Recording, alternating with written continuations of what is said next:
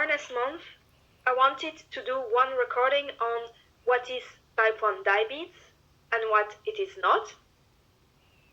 Of course, it is content made by a patient, so it is based on my understanding and knowledge of the condition I live with. It is not medical or scientific content, and it is not made available by a doctor or a medical scientist. The aim is to provide a broad overview of what is type 1 diabetes. What is type 1 diabetes? Let's start with what it is not. It is not type 2 diabetes. It is not due to a lack of sport or exercise or due to eating too much sugar or unhealthy food. Eating plants won't cure us. This is really important because some influencers and some journalists in articles state that plants will help treating or curing diabetes. That may be true for type 2 diabetes, but this is not right for type 1 diabetes, and not specifying about which diabetes you are talking about makes it worse because teenagers can feel attracted by the idea of no longer using insulin and eating plants instead to curing themselves, and they will land in the hospital. There has been a recent case about that in France a few months ago. Finally, type 1 diabetes can neither be prevented nor cured as a condition, at least for today. What it is an autoimmune disease, which means that our immune system attacks itself. It is not what it was built or meant for, but this is what happens. What are the causes and the factors? It is not really clear. My understanding is that there is a genetic factor, in the sense that if someone has type 1 diabetes in your family, someone in the next generation or the generation after may get it. However, in my case, nobody has it in the family, so I'm the first one. So I tend to believe, but I may be wrong, that it is a bad genes combination. What is the factor? In the sense that you develop type 1 diabetes at a certain moment in your life.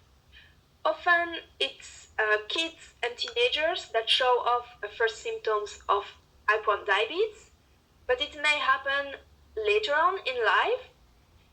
So I understand you are born with it, and at some point it is triggered. The only explanation I was given is that there is a stress factor, in the sense that you may have a psychological or emotional shock, and it makes the symptoms appearing. So what happens? Basically, our body, or rather the pancreas, and more specifically the islets of Langerhans, stop producing insulin. What is insulin? Insulin is a hormone.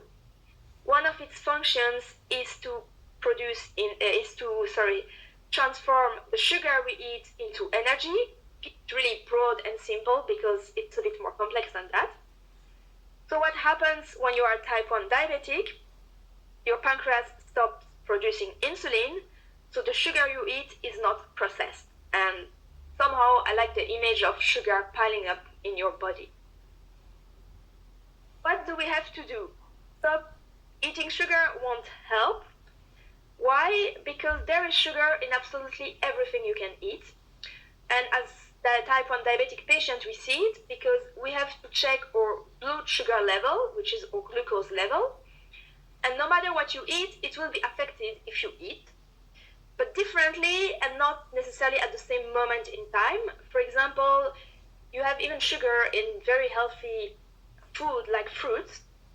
If I eat strawberries or raspberries or cherries or banana, it will have an effect on my glucose level, but not the same and not at the same moment. So you have sugar in not just bread, pasta, biscuits, cakes, sweets or Coke or sugar cubes, but you have also sugar in vegetables, in fruits, in potatoes, lentils, chickpeas, rice, so all kind of food you can eat. So as our pancreas stops producing insulin, and there is food in absolutely everything you can eat, we cannot really just stop eating. So what we have to do is to inject ourselves insulin, and to do so we have to consider different factors. The first one is our glucose level. Then factors we can control, which are like what we will eat and which activity we will do. And then when we inject insulin, besides considering what is our glucose level at the moment we will inject the insulin, what we will do and what we will eat, there are some external factors that may affect the glucose level, such as the weather. If it's cold, you may need more insulin, otherwise your glucose level will get higher than in the summer when it is warm. Hormones play a role on the glucose levels. They increase at a certain moment your glucose level, and then it decreases under the effect of hormones. If you are sick, your glucose level will get higher, so you will need more insulin. And then there are some odds that happen. There is stress, so your glucose level can go very high, but it can go also very low. I had an event when I was a teenager. I had an exam, and I thought that I was so stressed that I would be high all the time before the exam, and in fact I was so low the whole day before that I didn't stop eating.